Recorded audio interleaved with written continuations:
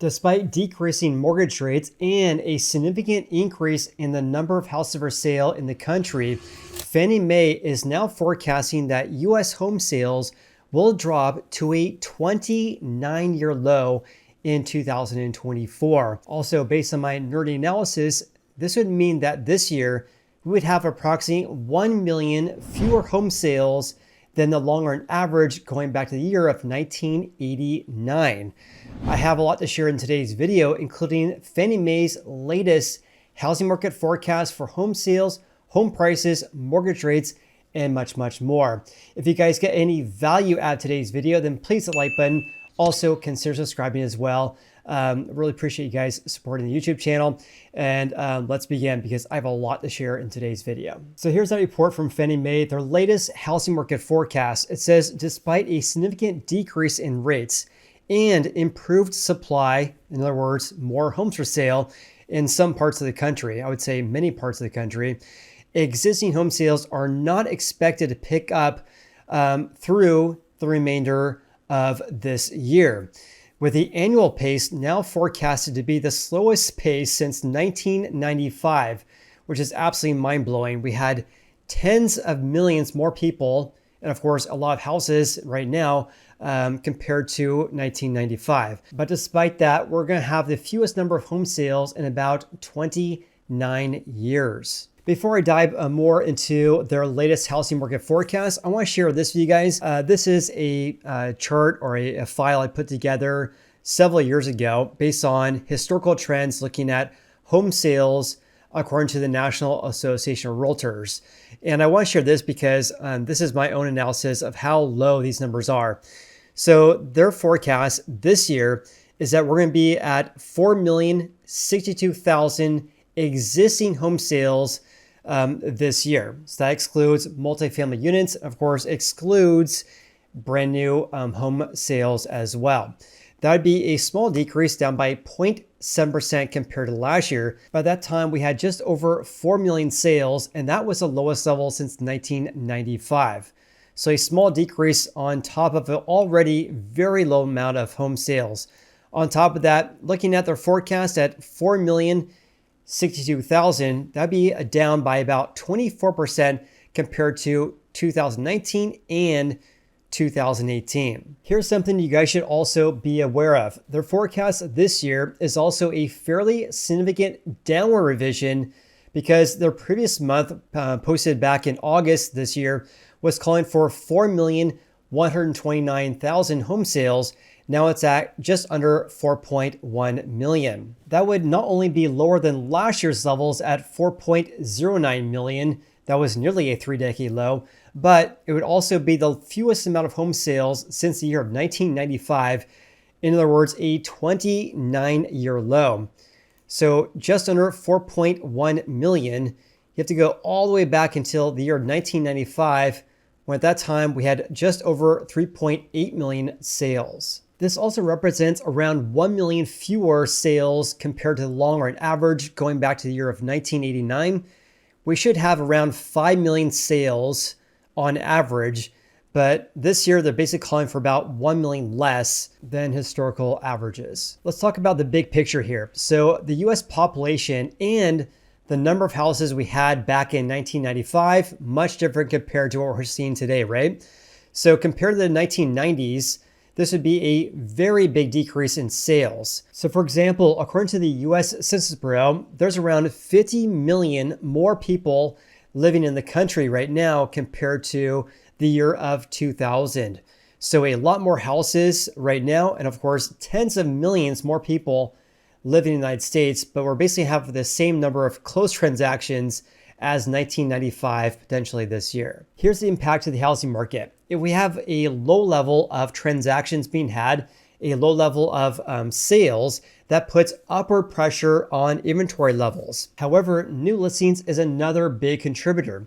So for example, if new listings decrease, that puts downward pressure on housing inventory levels. And a really easy analogy, we're looking at, how does inventory impact sales and also new listings, is a bathtub. So think of a bathtub, the water level there is the amount of houses for sale or inventory levels. The faucet or the water going into the bathtub is a measure of new listings going into inventory, right?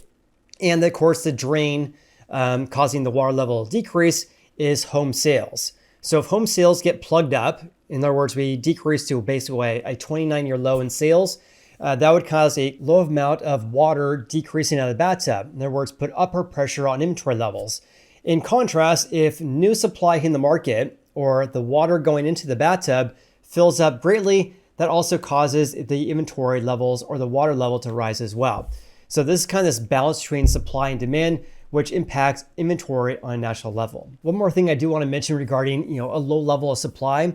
This doesn't really impact so much the housing market unless we start this dynamic in which, let's just say a scenario in which supply starts increasing greatly because sales are at very low levels. So they drain the bathtub being plugged up. But if new supply hits the market at great levels, of course, inventory is going to pile up, right?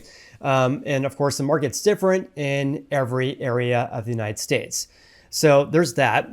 But something I was thinking about the other day as well is that the housing market is a big contributor to overall GDP, of course, our economy, our US economy. Think of all the people who get paid based on a sales transaction or a home sale transaction.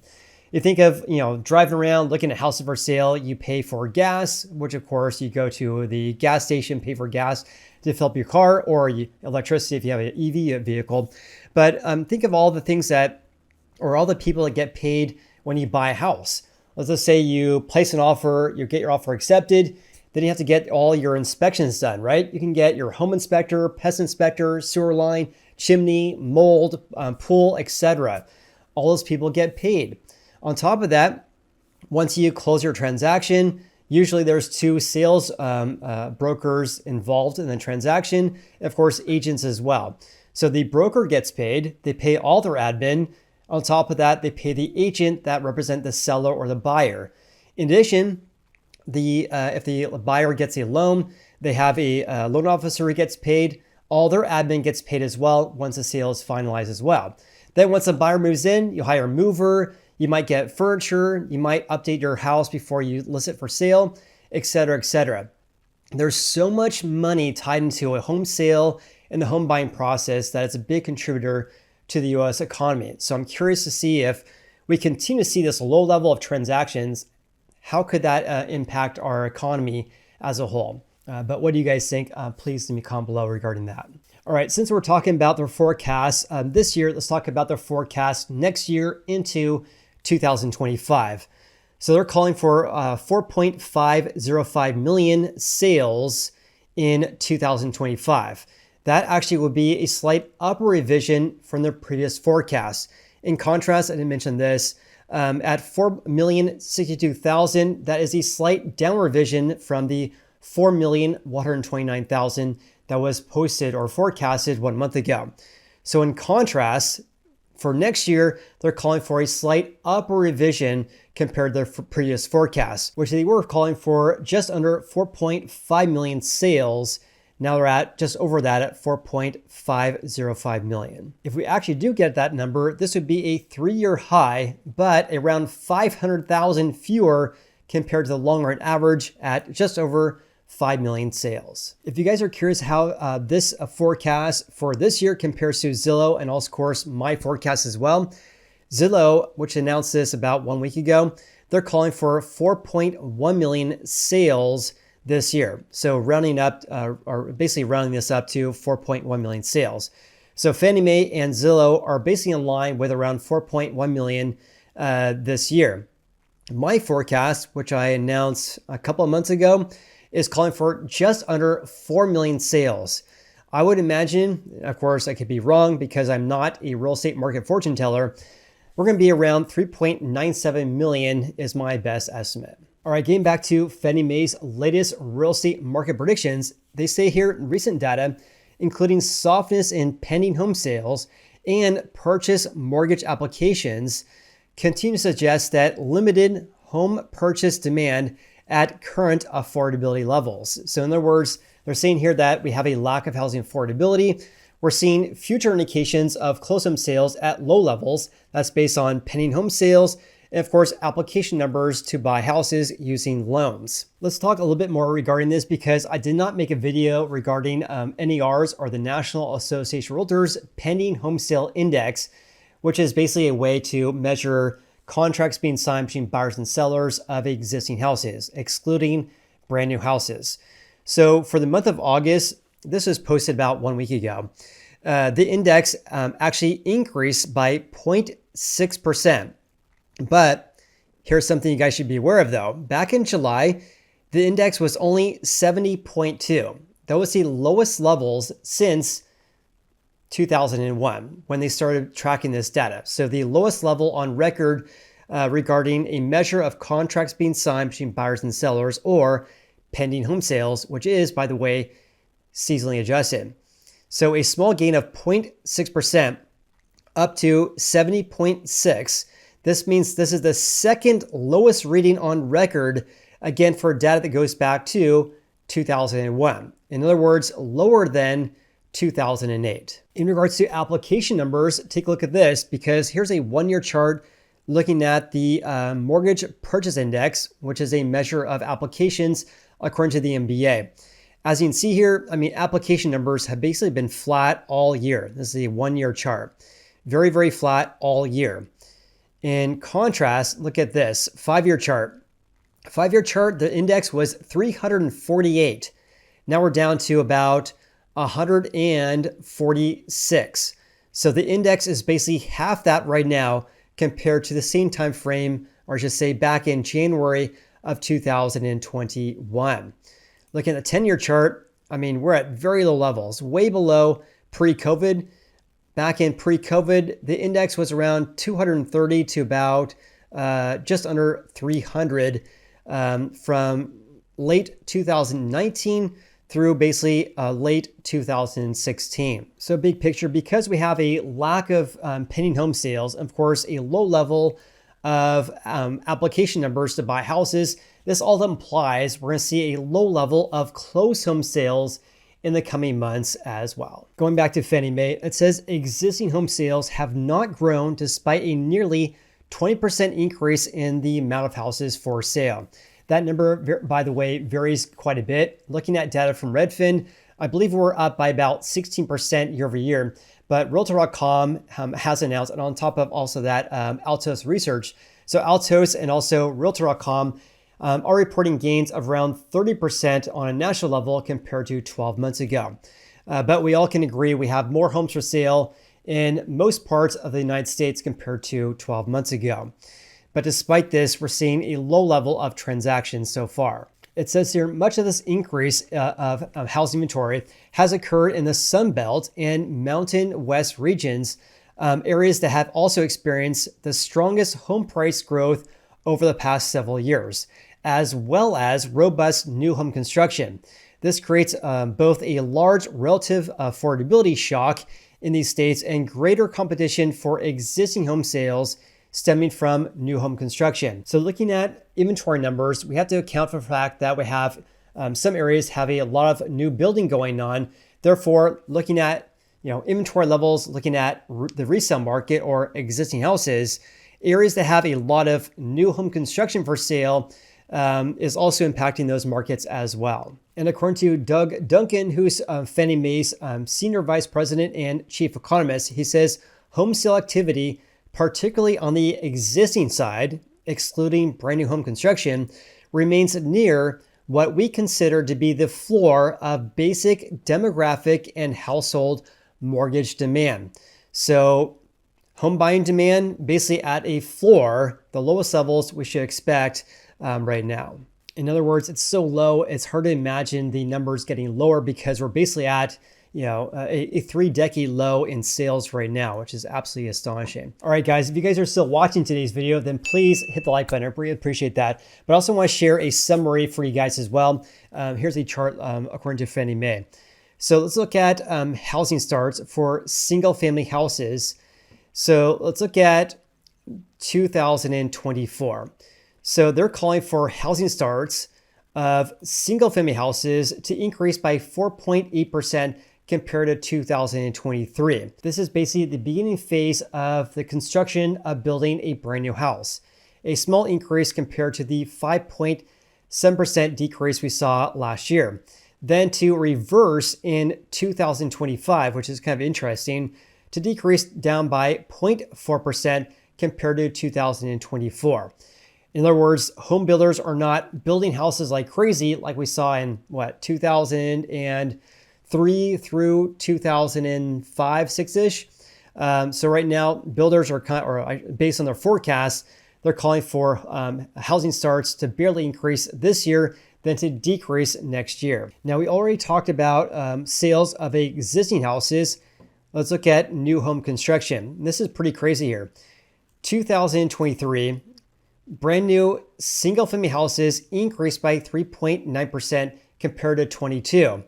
The resale market tanked, down by nearly 19%. Here's a forecast though. New homes up by 2.2%. The resale market down by 0.7%. Then it reverses though, because they're calling for an 11% gain in 2025 for existing houses, then to increase by a small amount, only up by 3.3% for new home construction in 2025. All right, changing gears slightly here to talk about the forecast for home prices based on their HPI, which is their home price index. So they're calling for this year to increase by 6.1% compared to 2023. Then next year, a small gain up by 3% compared to 2024.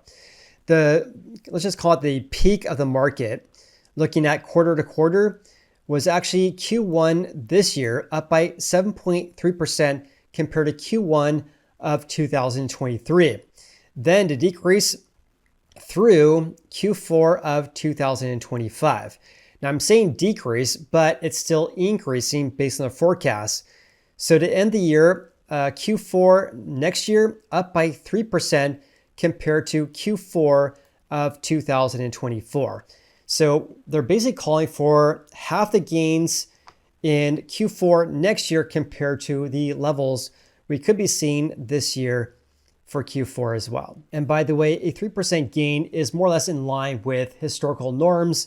Home values increasing approximately the same rate as inflation numbers at around 3%. That is actually a little bit normal looking at the long run average. Now let's talk about their forecast for rates. So the peak was actually in Q4 last year at 7.3. Now they're calling for to end the year, we're going to be down to 6.2%.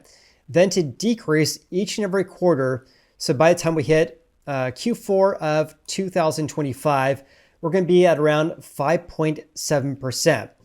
Also for the year as a whole, last year we're at 6.8, then to decrease to 6.6% this year, then next year to be 5.9% on average for the entire year. This of course means if this actually happens, that we're going to be at around 1 percentage point less at the end of 2025 compared to 2023, which is what I'm guessing why they are expecting to see sales increase by 10.9% in 2025, potentially due to the fact that rates are decreasing by about 1 percentage point compared to 2023. And on top of that, home prices increasing by only 3% compared to the 6% increases we're seeing this year, of course, last year as well. They also provide the forecast for mortgage originations. This is based on purchases plus refinances.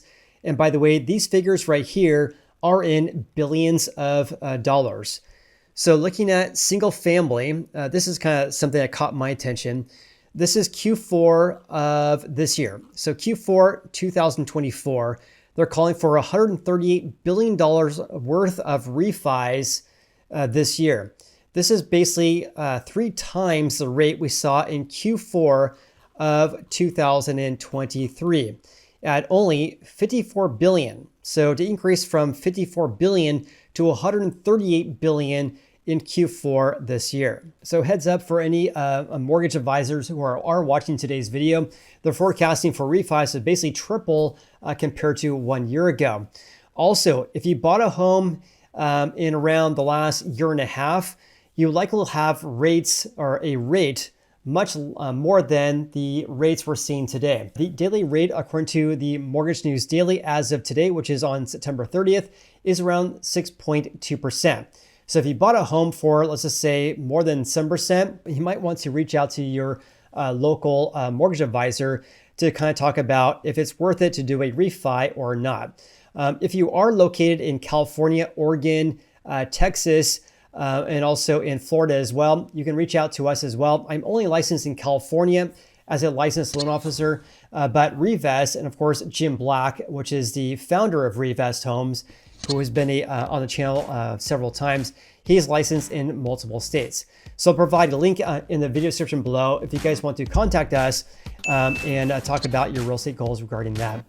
With that said, I appreciate you guys so much for watching today's video. Please like and subscribe, and we'll see you in the next video. Have an amazing day.